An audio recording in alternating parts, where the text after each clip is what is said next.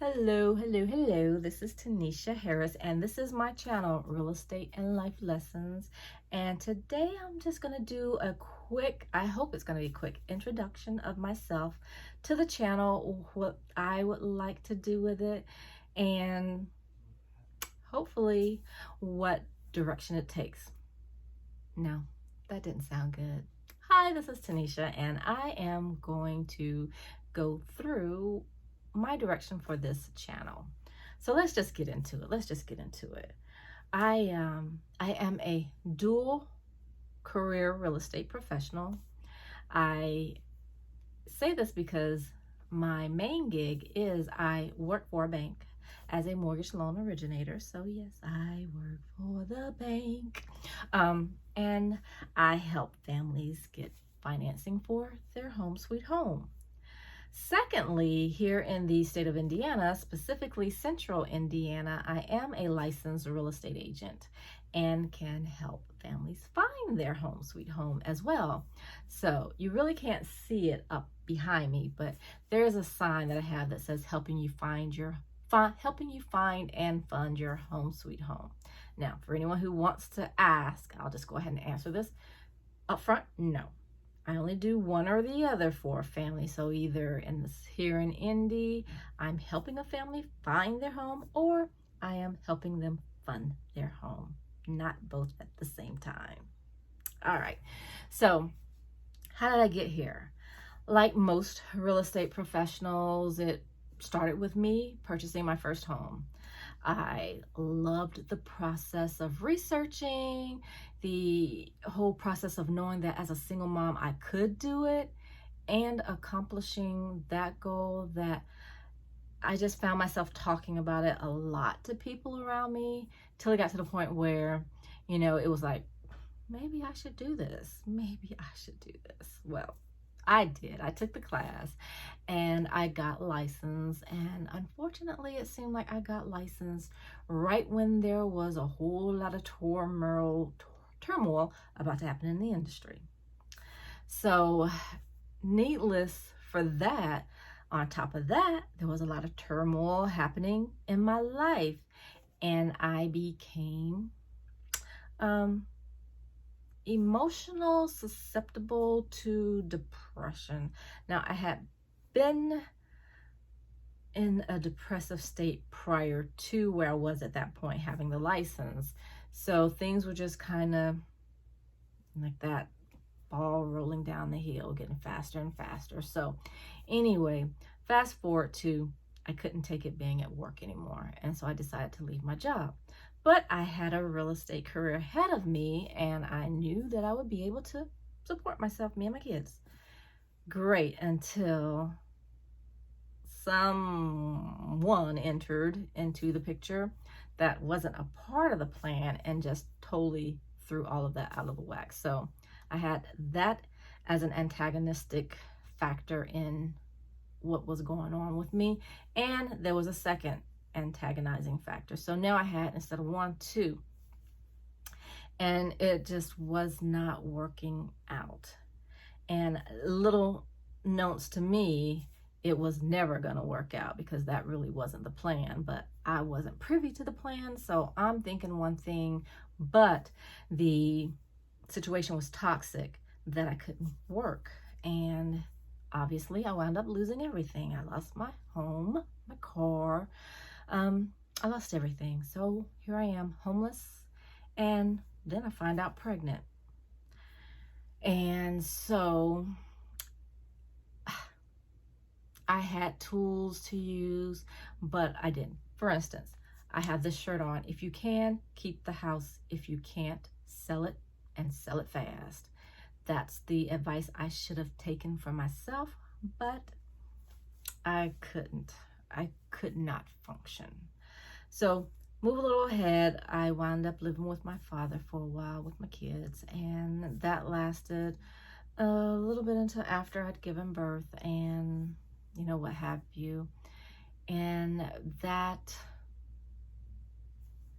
stage of my life is quite a blur because I still have my real estate license during that time, but now I'm a new mom.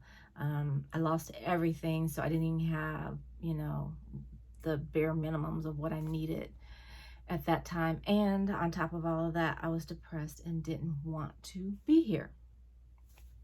And I didn't want to be in the situation that I was in after finding out I was pregnant, and was kind of coerced by family to continue. And that really wasn't, that direction. Anyway, I won't go too deep into that, but I had another decision for that outcome that didn't happen. So about a decade of depression. During that time, I moved out of my father's house and went into public housing. I then started to work some jobs here and there. I wound up working for a tax company and found that I enjoyed it a lot.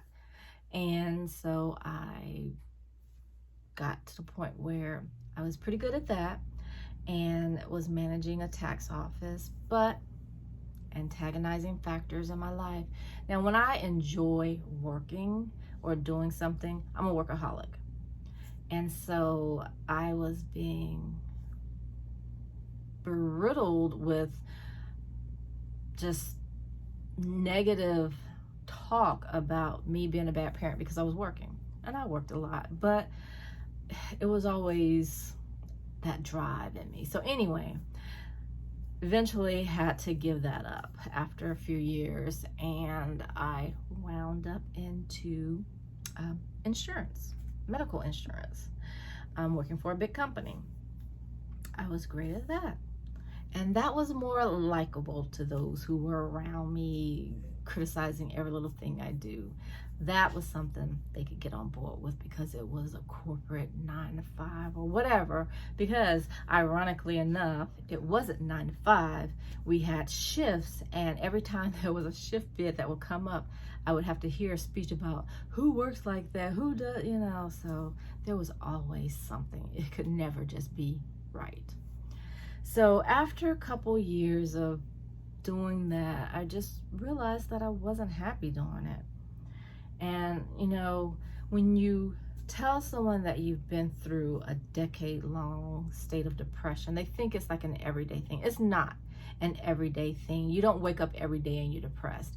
It's just that you have this, or at least I did, you just have this ominous cloud over you constantly. So you can have good moments, but right around the corner, there's going to be a bad moment that just knocks the wind out of you, and you don't know, you can't predict how bad it's going to be and how long it's going to last. And it had gotten to the point where I would come home from work and sit in the parking lot and cry, because that's just how sad I was at that time. So I'm a Pisces, and I'm very emotional, so sometimes I can talk about this and I start to cry. So I'm gonna try and not cry. So anyway, fast forward a little bit, and I prayed long and hard about this. So it wasn't like I just up and decided, I gotta go. I prayed about it, which is why leaving work, coming home, crying before I went into the house, it was painful. It hurt. So I decided, yep, I'll go ahead and quit that job, go back into real estate. I decided to get my real estate license back into active status. And ironically enough, or coincidentally enough, I was just to the point where I had made, they were making some changes, and I had just made the cutoff to reinstate my license. And so I did, and I felt that was a sign. I really did. And so I wound up doing the two, the insurance and, trying to find someone who would hold my real estate license. And I went to a company that was close by my apartment. And they had an opening come up for someone to do their leasing work, a leasing agent. So I went on board as a leasing agent, and after a while I quit my job. So I did that full time, and that passion came back. passion came back. And so I'm like, oh, wow. But then, you know, I'm a workaholic. So now I'm having to listen to, you know, oh, you know, people don't work like this or whatever it was. I had to listen to some antagonizing factors in my life again. And I decided to move in a different direction. I had already decided that I was going to move in this direction because it was one thing to help families with the process, but I started to notice that in the financing part of it, it was starting to get a little different. And I'm good with numbers. I'd already learned that by dealing with taxes and had, you know, a vast exposure to different things in that industry. So I was like, okay. And then it just so happened, as I was thinking about all of this, just, you know, kind of randomly thinking about it, I get a phone call. And it's a lender that I had worked with as a realtor. And they were like, you know, I'm thinking of doing this and I think you would be great. So that's how I got into banking. And I love it. I'm here to help, but that's a different video. So let's continue, because now it was like, okay, so I told you I got my real estate license when, you know, the bottom was coming out of the real estate industry.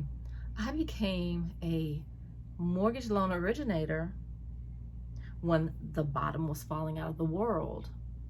So I was hired on March 10th of 2020. I was able to pick up my materials, my supplies, my laptop, and then a few days later, not even a few, but a few days later, we were sent home. Everything was shut down. So there we go. Past year, I've been learning mortgages, and I have, I've just had a great run of it. I mean, seriously. And that's kind of where I am, how I'm here, and we will go through the whole real estate and life lessons. I'm just, you know, happy to be here, because I will say this. I have had this channel, this presence for a long while. I just never made a video. I was afraid to make a video because I know there's somebody out there who's going to want to tear me apart. And I dealt with that so much personally that it was easy to stay in that comfort zone of knowing your struggle close at hand versus opening myself up to the world and having that. So anyhow, that's where I am. That's where we are. That's why you're hopefully watching this video, and we will have more to come. So this is Tanisha signing off for our introduction story time on real estate and life lessons.